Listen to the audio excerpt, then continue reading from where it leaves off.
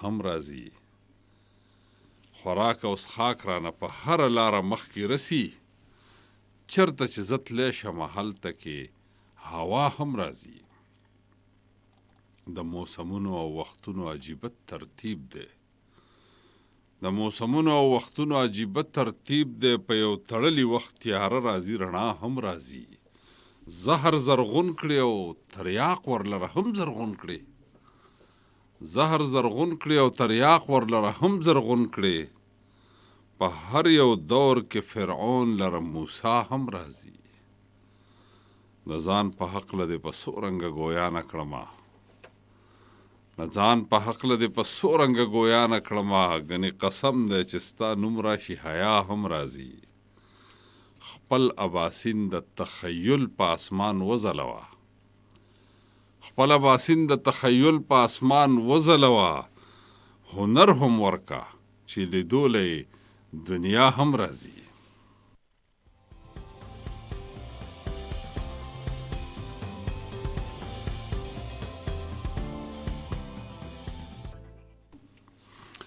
السلام علیکم.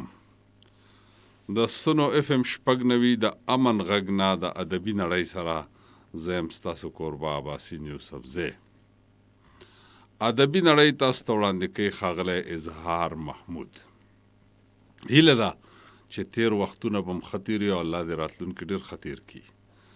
دا وخت تاسو زمونږ خپرونه د سنو اف ام شپږ نوي د امن غږ نه اورئ او تاسو په فیسبوک هم مونږ اورېدی شئ. د فیسبوک درک ډېر اسان دی او هغه څه دی؟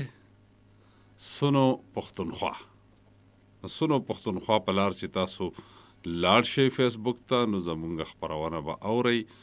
تاسو سره انشاءالله تعالی چې تر نیمې ګنټې مونږ ملګري یو په فیسبوک باندې او زموږ خپرونه به جاري. کوم ملګري چې د اس ام اس په لار راځي هغوی ته اسان چل ښایم. هغوی به لاړ شي د لیکلو ځای ته، هلته به ولیکي KPK، بیا به ولیکي خپل نوم، د خپل ځای نوم او خپله خبره یا خپله پوښتنه، ادبي علمي پوښتنه به موږ ته راواستئ په 8881 یعنې 8881. کم ملګري چې د اس ام اس په لار راځي نو موږ ورته سترګې سترګې یو، او کم چې د ټلیفون په لار راځي نو هغوی ته موږ غوږ غوږ یو. خو ټلیفون به موږ اخلو د 11 بجو نه پس، او د ټلیفون د لارې ملګري چې دي هغوی دپاره لاره ښیمه 09152544143 یعنې 09152544143 یعنی 09152544143. هیله ده چې تاسو به زموږ سره تاسو ته انشاءالله تعالی چې زه وړاندې کومه یو ډېر ښایسته لیکلی مضمون او دغه څه دی د رنګ او نور شاعر. د رنګ او نور شاعر ستاسو په نظر کې څوک دی؟ دا دی د پښتو غني خان بابا د ډاکټر راجولي شاه خټک لیک د رنګ او نور شاعر غني خان بابا.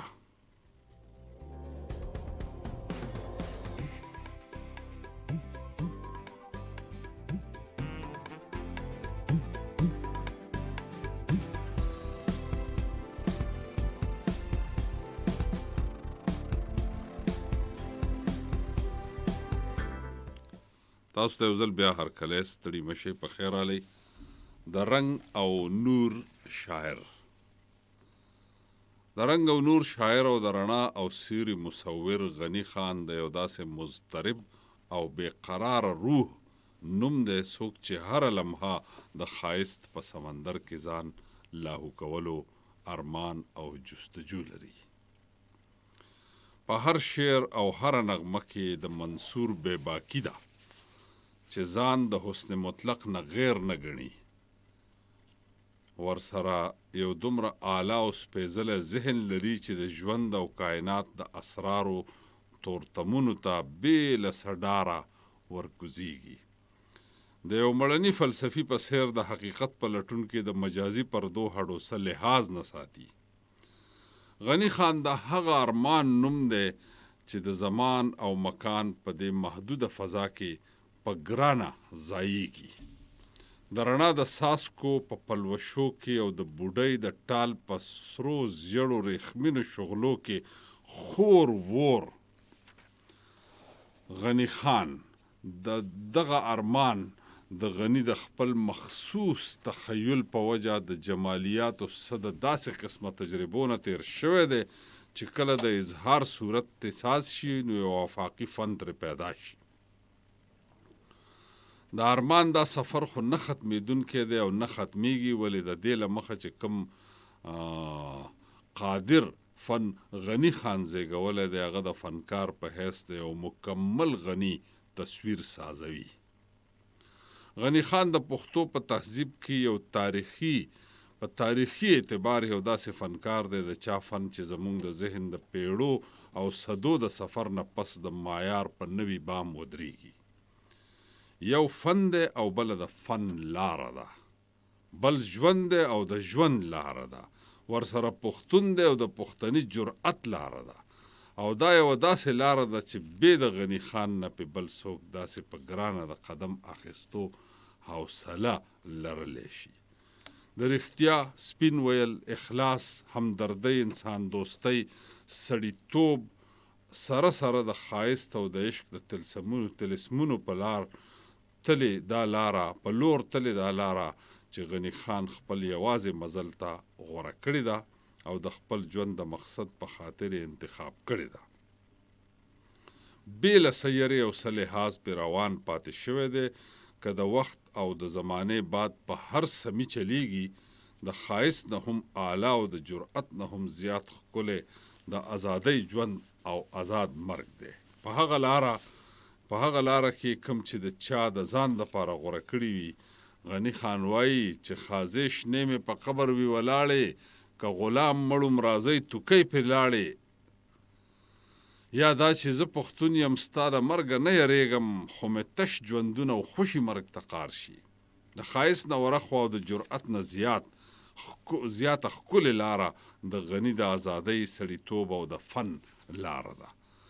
هغه سړیتوب د کم په هکله چې دا خیال دی، سړیتوب چې لوړ اوچت شي، لیونتوب شي چې خودي د خوده وځي نو خمار شي. او همدغه وجه ده چې کله غني خان د خپل غوره کړي لوړ اوچت سړیتوب په لاره قدم کېښودو نو دنیا ورته لیونی ووي. او ولې به یې ورته نه وي؟ دې دنیا کم یو کامل سړیتوب زغملی دی او کله یې زغملی دی؟ څوک یې په زارو څښلو مجبور کړي دي، څوک یې په کاڼو ګټو سنګسار کړي دي او په چا یې خپل وطن پرېښودی دی. دا ځکه چې د دنیا رواج او دستور خو دولت او اقتدار ګټل دي. که د چا په مرۍ یې پښې ایښي دي او که د چا ژوند او زیست یې لوټلی دی. او د غني خان د سړیتوب تعریف څه بل رنګ دی چې آدم خاورو کې کینې څه زرغون کړي، منجیله چې په دولت شي نو خامار شي. د زمانې خپل رفتار دی او د بني آدم خپل خوی او نفسیات دي. هرس، لالچ، تنگ نظري او خودغرضي د سماج طریقه ده. په هر وخت کې بني آدم د خپل فطرت د دې جاله ځینې نه دی وتی، خو د قدرت هم دا منشا ده چې د خودغرضۍ او تنگ نظرۍ په تورو لړو کې ځینې داسې کسان پیدا کړي چې دنیا ته د رښتیا، اخلاص، نیکۍ او د مینې لار ښایي. د پیغمبرانو او اولیاو نه سیوا هغه فنکاران هم دي څوک چې د خپل فن په ذریعه دغه رڼا خوروي. هر څوک د فنکار فن د ذاتي اطمینان په خاطر زیږیږي، ولې غرض یې دا وي چې د دې فن په واسطه معاشرې ته یو داسې مثالي کردار وړاندې کړي چې د انسانیت معراج دی. دا د انسانیت معراج د هر فنکار آیډیل پکار دی. د سوسایټۍ اصلاح هم د فن په ذریعه ښه کولی کیږي. که د دغه فن نوعیت هر رنګ وي، لکه څرنګه چې فنکار په خپل ذات کې د یو آیډیل په تلاش کې وي، همدغه رنګ د غني خان آیډیل هم شته او دغه آیډیل د هغه خپل غني دی. غني وایي چې زما آیډیل یا د تصور شخصیت یو ایتري غني دی چې هغه کله ځان ښکاره کول وغواړي نو په ما د شعر وارداتو شي. د حسن مطلق د هر فنکار د فن بنیاد بویا، ځکه چې کامل ښایست د دنیا نه او د خلکو د ذهن نه د بدصورتۍ پردې لرې کولی شي. د حسن مطلق په تصور کې د بدرنګۍ اړو گنجایش نشته، ځکه چې حسن همه خیر دی او بدرنګي د شر سره تړلې ده. د بدرنګۍ دا وجود که هر څو عارضي دی، خو د حسن په ښکاره کولو کې غټ لاس دی. ځکه خو غني خان دا خیال داسې څرګند کړی دی چې د ښایست په مقابله کې بدرنګي زیاته ده، په دې چې د لکه زره کتابه مونږ دا یو ټکی زده کړی، که تک تور وي هم ښایسته شي چې د یار د زنې خال شي. غني خان د حسن په تلاش کې د کائنات په ذره ذره کې د خپل تصور د ښایست په لټون کې دی. د ګلونو په وږمو کې، د اوبو په روانۍ کې او د تورانۍ په تنانا کې هغه خپل آیډیل ګوري. دا په دې چې د غني ذهن د وخت او ارتقا په دې سلسله کې د دې وخت ډېر زیات ترقي یافته ذهن دی او ورسره په زړه کې جوش او ولوله دومره ده چې حسن په هر رنګ کې وي، خو چې رابرسېره یې کړي. د یو سوچه فنکار په حیث د هغه دا لټون د هغه اخلاص دی چې کوم تاثر هغه د ژوند د مختلفو موقعو نه اخلي، کله یې په شعر کې وړاندې کړي او کله د تصویر په کرښو کې. د غني د شخصیت ډېر ګڼ اړخونه دي. د هغه وجود د ژوندانه د نور په وړاندې لکه د باران د څاڅکي دی، کوم چې دا رڼا په جدا جدا ښکلو رنګونو کې منعکس کړي. همدغه رنګ د غني خان شخصیت د رنګ او نور او د فنونو مجموعه ده، د ژوند د اسرارو د رڼا پړق چې د غني خان د ذهن په آینه کې خپل ځان منعکس کی، نو کله ته د مجاهد غني تصویر جوړ شي، کله فنکار، کله فلسفي، کله شاعر او کله مصور. مجاهد غني ته چې وکتی شي نو داسې توریالی او جنګیالی ځوان دی چې د فرنګي جبر او استبداد ته سینه لکه د سندان نیولې ده او د پښتون په سر چې کوم ګزار کیږي دی په خپله سینه اخلي. فنکار غني چې ګوري نو یو داسې یو نرم او نازک او خوږ او پوست وجود دی لکه چې د سپرلي د ګلونو ټول رنګ او خوشبویي په خپل ځان کې رانغښتلي دي. په ښکلو شنو مینهناکو سترګو کې د روزګار وهلو خلکو د آرام او تسلۍ او ډاډګیرنې یخ سوری مونده شي. کله چې پښتون غني کسې نو یو داسې قلندر دی چې ننګ او وفا په پښتانه لکه د باران شیندي. د اخلاص یوه داسې چینه ده چې خپل پردي هر چا ترې فیض موندلی دی. غني د ژوند او کائنات مطالعه په ژور نظر کړې ده چې څه یې لیدلي دي هغه یې په خپلو شعرونو کې وړاندې کړي دي، خو ظلم ورسره دا شوی دی چې د خپل وخت لکه د هر جینیس په شان وړاندې زیږېدلی دی. هغه چې څه لیدل تر هغې لا وخت نه و رارسېدلی، نو ځکه یې په خبرو د خپل وخت خلک ډېر پوه نه شول او نه ورته چا هغه مقام ورکو کوم چې د هغه حق و، او دې دا نقصان وکړو چې ډېر هغه څه چې د ویلو شاید وی نه ویلی شول، ځکه چې هغه یو آزاد فنکارو او زمانه دومره په اسانۍ څوک ازادۍ ته نه پرېږدي. جارج سنتیانا وایي art like life be free since both are experimental. یعنی فن د ژوند په شان پکار دی چې آزاد وي، ځکه چې دواړه تجرباتي دي. او یا د دنیا د خلکو دا عادت دی چې د ښایست احساس نه کوي او د فن افادیت د خلکو په خوشحالولو کې دی. بله دا هم ده چې د اخلاقیاتو ټیکهداران د فن د ستاینې په ځای د غندنې ډېر مړني دي. نو څرنګه حالاتو سره چې غني خان مخ شوی و، په دې وجه د هغه د فني عظمت نه خلک هغومره خبر نه شول لکه څومره چې پکارو. غني خان د ډېر اعلی ذهن څښتن و، د عصري فلسفې پوره ادراک یې لرلو، د فن په باریکو خبرو او ورسره د خپل فن په هکله یې خپل مخصوص نظریات لرل. د هغه د خپل فن انداز هم هغه د نظریاتو مظهر دی. که افلاطون فن د فطرت نقل بولی، نو غني خان به ویل چې فن خو په ژوند د تبصرې نوم دی.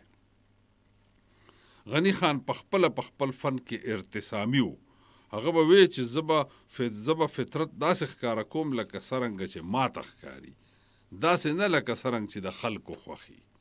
او همدغه وجه ده چې غني خان به دنیا ته په خپل نظر کتل او څنګه چې لیدلی هم هغه رنګې اظهار کړی دی.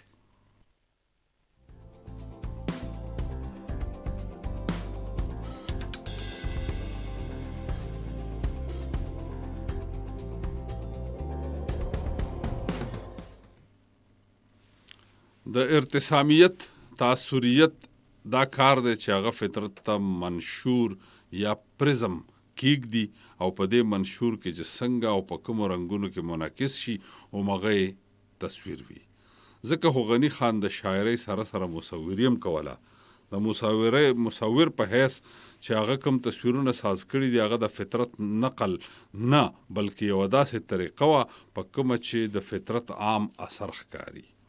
ځکه خو د رڼا او سوري نه کار اخلي سطحي تصور نه سازوي ولې چې په شیډ یعنی په سوري او رڼا هغه ځایونو ته هم اشارې کوي کوم چې ښکاره نه وي او داسې د غني خان په تصویر کې معنوي جوړتیا ځای مومي. څه دغه رنګ حال یې شعر کې هم دی د کم څیز نه چې په خپله په کوم رنګ کې تاثر اخلي همغه تاثر وړاندې کوي خو تاثر په خپل صورت کې بیانول هم یو خاص قدرت غواړي چې یوازې غني خان ځنې خبرو. بني آدم هره لحظه د مختلفو کیفیتونو نه تیریږي او د وخت د هرې چپې نه جدا جدا تاثر اخلي او بیا چې شاعر د غني خان په شان وي کله چې په ژوند د وجود فکر کوي نو په داسې حالاتو کې کله کله وجودي شي او لکه د کرکې ګارډ ژوند بیخي داخلي ګڼي چې دا ټول عذاب او راحت کرب او سکون زما په دې ګوګل کې دی بهر نه دی. دې ګوګل کې مې دننه هم دوزخ دی هم جنت، دې کې قهر او غضب دی، دې کې رحم او راحت، دې کې پروت یو سمندر دی د نشي او د خمار، دې کې پروت یو تاترین دی د لمبو او د آزار. غرض د ګوګل نومي نظم یا زه او داسې نورو ډیرو نظمونو کې غني خان وجودي ښکاري. په ډیرو نظمونو کې د فلسفې د بیلو بیلو مکتبه فکر نښې نښانې موندې کیږي خو د هر څه نه علاوه د غني خان د شعر خپل یو مخصوص انداز دی چې زیات طنزیه او مزاحیه دی. په دې طنزیه انداز کې غني خان په ژوند او د ژوند په چارو کوم سنجیده ګزارونه کوي هغه یوازې د هغه انداز نه دی، د هغه خپل ذاتي انداز دی. د کارغانو مارغانو یا د زناورو په شاعرۍ کې د غني خان دغه ظریفانه انداز ډېر ښه ښکاري. دا مارغان او زناور د غني خان علامتونه دي. په دې رنګ هغه بني آدم کم او بیا په خاص طور د پښتون د کردار کوږوالی وړاندې کوي. د دې نه سیوا د غني خان هغه سنجیده شاعري د ذکر وړ ده په کومه کې چې هغه د خپل ماحول د وجود احساس، ناپایدارۍ، د روزګار او د جانان غم او د حالاتو د ناهموارۍ خبره کوي. غني خان د ژوند ډېرې رنګینۍ لیدلي دي او د خپلو مستو جذبو تسکین هم لیدلی دی. ورسره د وخت ظالم ګزارونه هم نو وایي چې تر عشق او جانان دواړه وخت فنا کی چې تر عشق او جانان دواړه وخت فنا کړي هله پوی سړی په شان د ځان او یار شي. چې په خپل احساس کې د خپل ژوند غم انګیز اړخ ته فکر وکړي نو وایي وریځه راغله په ماښامي کې څومره غمګین خدایا دا تور ماښام شو، وګوره ساز بیا مهین مهین شو، رنگین رنگین شو، راښکلی دام شو، زه په ژړا شم چې ورته ګورم دا ژوند خو هسې لاړو تمام شو. غني خان یو رښتینی عاشق ښکاري څومره چې په دې ویړ کائنات کې ښایست خور ور دی ورسره یو سوچه عشق هم د دې په تلاش خور ور دی او عشق یوه داسې جذبه ده چې ژوند ژوندی ساتي. د حسن د ټولو نه ښکلی مظهر چونکې د بني آدم په وجود کې شوی دی نو ځکه مینه هم د نور څه په مقابله کې زیاته د بني آدم د ښایست سره کیږي. خو په دې مینه کې یو تکلیف ده عنصر دا هم دی چې دا ډېر عارضي دی او هره لمحه د جدایۍ خطره پکې وي. غني خان هر څوک په اضطراب کې ښکاري ولې د عشق د غمونو نه یریږي بلکې په دې کې آرام ویني ګنې هسې خو د جانان غم ډېر دروند وي. د پښتو یوه ټپه ده عاشقه زړه دې د کتو دی غم د جانان ته د سینه ډال کړي وینه او څه دغه شان سینه د غني خانم ده چې د یار غم ته یې مدام ډال ساتلې ده. هغه په خپل یو نظم کې د جانان غم سره هم دومره مینه کوي لکه دا غم چې جانان وي. راشه ورو د یار غمه پریوزه پسینه زما ګل غمه ګلزار غمه ای د ګلو ساز غمه خوږ لکه دلدار غمه ای د ستورو هار غمه راشه ورو د یار غمه پریوزه پسینه زما. غني خان د وخت په یو داسې پړاو مقیم شوی و کوم چې د عشق د دې دنیا نږدې آخري منزل ته نږدې دی. هغه د حسن په راز پوهه او د عشق د مرتبو نه واقف و. که وایي د عشق کار یوازې د ښایست لټون نه دی بلکې دې لټون سره هغه واسطې لیدل او موندلم ضروري د کومه په ذریعه چې موږ د ښایست مبدا ته د رسېدو لارې موندې شو. په خپل یو نظم کې وایي رو یوې غوټۍ د ګلاب وې ماته رو اورې که قصه د اور اشنا شه د ایرو ما لیدلی خوب کې د راتلونکي بهار ستوری دی ما لیدلی خوب کې د راتلونکي بهار ستوری دی شپه کې مې لیدلی د جانان د بڼو سوری دی ښکلی ځلېدلو د سبا په منارو رو یوې چپې د نسیم وې ماته رو. غرض چې غني خان د یو داسې نازبین عاشق څوک چې د یو داسې نازبین عاشق او څوک چې ځان د ژوند د نورو کشالو نه یوې ډډې ته کړي او مشغوله یې یوازې د ګل او بلبل د سپوږمۍ د پلوشو سره وي. دا په دې چې د ژوند د لویو چارو حقیقت او د هغې دپاره د جهاد د ژوند نه غني خان وړاندې تیر شوی و. په دغه لاره کې نرمي او سختي غني خان لیدلی وه. د تاریخ په عجیبه موړونو را تیر شوی و. د مختلفو انقلابونو آبادۍ او بربادۍ یې لیدلې وې او له دغې په دې نتیجه رسېدلی و چې آخر ژوند هم د یار غم او د ښایست د رنګونو سره په لوبو کې تیریږي. غني د هر څه نه بې نیازه د خپل باغ په غولي کې د سپوږمۍ پلوشو ته کتل نو ورسره یې څه دارنګه خبرې کولې. سپوږمۍ مسکی شوې دا ټول د سکې سپوږمۍ مسکی شوې دا ټول د سکړې مینه کې مړه څوک تلل نه کوي په سور بهار کې د ګلونو حساب خان د مستېږه او چرچې کوه د دې لکا سوالونو یو د جواب زه کښېنه ګوټ دې د باغچې کوه د زړه وطن کې د سر لاره نشته د فکر جال لکه بالول به سکړې د یار حساب له خپله یاره نشته سپوږمۍ مسکی شوې دا ټول د سکړې خان د سپرلي کې خوند جړل نه کوي مینه کې مړه څوک تلل نه کوي.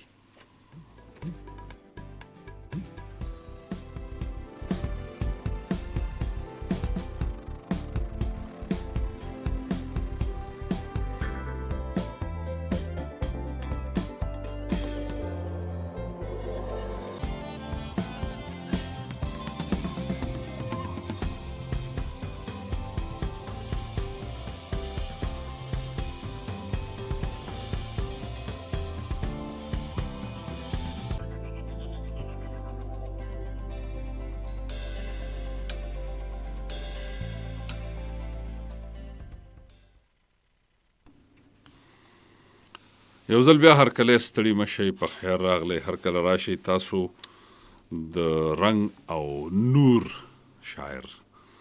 رنګ چې دی دا د سترګو دپاره دی دا نور چې دی دا د زړه دپاره دی. یعنی حسن چې دی هغه په سترګو لیدی شي په پوزه معلومېدی شي په غوږونو اورېدی شي په ژبه څکلی کېدی شي او په خوشبویي محسوسولی شي بوی یې محسوسېدی شي. نو زه دا ګڼم چې د غني خان د شاعرۍ دننه دا ټول څیزونه ډېر په بشپړ ډول موجود دي. غني خان که برش راغستی دی که پنسل یې راغستی دی که قلم یې راغستی دی هغه د حسن داسې تصویرونه په لفظونو او په رنګونو او په کرښو کې جوړ کړي دي چې یقین وکئ داسې کمالونه بل شاعر نه دي کړي. د هغې وجه دا ده چې غني خان واحد شاعر دی د پښتو چې دی د مصورۍ د فن نه هم ډېر آګاه دی او د مصورۍ په فن هم ډېر لاس بر دی. غني د دې نوم نه چې څنګه ښکاري غني ویلی کېږي مالدار ته. خوشحال بابا یو شعر کې وایي چې د غني وي هر اسباب له خپله کوره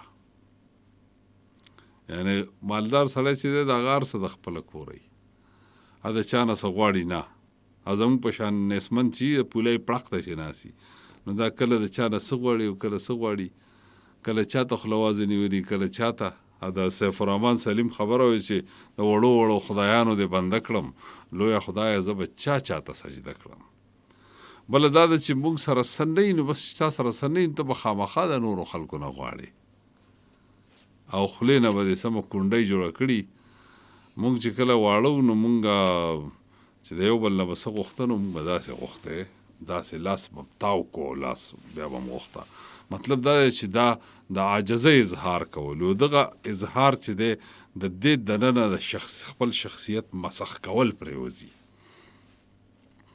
خو مونږ اکثر وایو یاره زما فلانې دوست دی او فلانې داسې بره دوستان مې دی او ډېر لوی سړی دی او داسې اصل دوستي دای چې ته د ټولو لویو خلکو د هغه مالک سره دوستي پیدا کړې د ټولو بره چې دی چې د ټولو بره د دوستي جوړه کړه بس بیا ستا نورې دوستانو ته ضرورت نشته ځکه چې هغه به بیا تا سنبالی او دغه د صوفیانو کار دی دا صوفیان چې دي نو دا داسې درجې لري غوث قطب ابدال اوتاد دا درجې چې دي دا پوړی دي دا به خېجې لکه اول سړی په ادنا کې بیا په اول کې بیا په دویم کې بیا په دریم کې او دغسې تر 14 او تر 20 رسي شلم مې پکې په دې ووایي چې دا پی ایچ ډي چې دی دا شلم پاس کولی نو چې څوک شلم پاس کړي نو هغه بالکل د علم دا حمزه بابا یو شعر دی چې دا علمونه ظاهري د ټول هډونه باب د علم رږدی کړی په نلیم یعنی دا علمونه چې کوم ظاهري علمونه دي دا داسې دي لکه هډ غوښه چې راوالې هډوکي نه غوښه خوري